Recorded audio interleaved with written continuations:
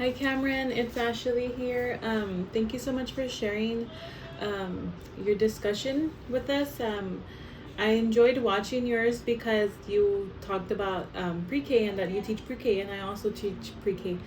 So it was interesting to see the similarities and differences between both of our lesson plans. So I thought that was exciting.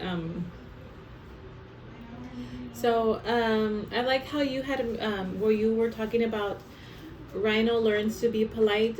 So doing a read aloud. In mine, I chose to also do a read aloud. I chose We Don't Eat Our Classmates by Ryan Higgins. And so I was gonna start it off the lesson by show a video and then do like a little discussion on what the kids think, how we should treat each other and how we should treat our friends, build healthy relationships and stuff like that, and then do the read aloud. And then mine was then I had them do an activity where they drew an example of how to be a nice friend to others, and then after that we went over it, and then one by one they got to share, and then we put it on our anchor chart.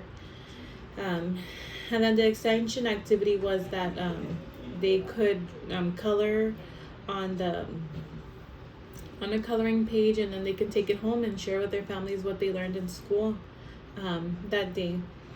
And then but I liked how yours you talked about the misconceptions about being polite and what kids misunderstand about being polite, because it's not necessarily only just using the magic words, like just saying please and just saying thank you. Like for example, when the kids are just like, but I said please.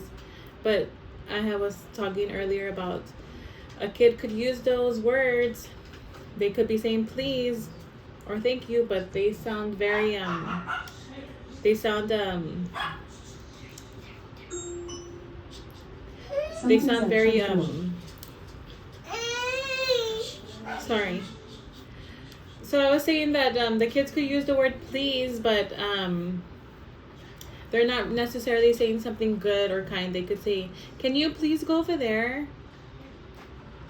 Thank you. Or can you please close your mouth because your breath smells? Like those are things like kids say, and because kids are honest, and sometimes they don't say nice things, not because they're trying to be rude, but because they don't really know that there's certain things that you don't say, right? And that's what they're learning.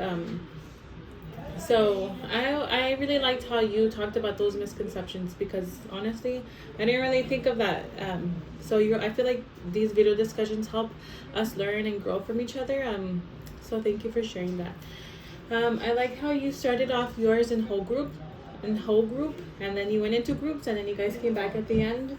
I did that too in mine, and I feel like that's what also works best too, is you start them off on the carpet, and then you guys kind of just watch a video or discuss or do a read it all together, and then you can go independent, and not necessarily them independent, but like they're still in groups because they're little, and then at the end is when we can kind of go one by one, and they can share, and they can talk about things that they went through, or things that they learned, or an example that they have, and it gives them an opportunity to share and learn from each other. So I feel like that's a great way to do the lesson.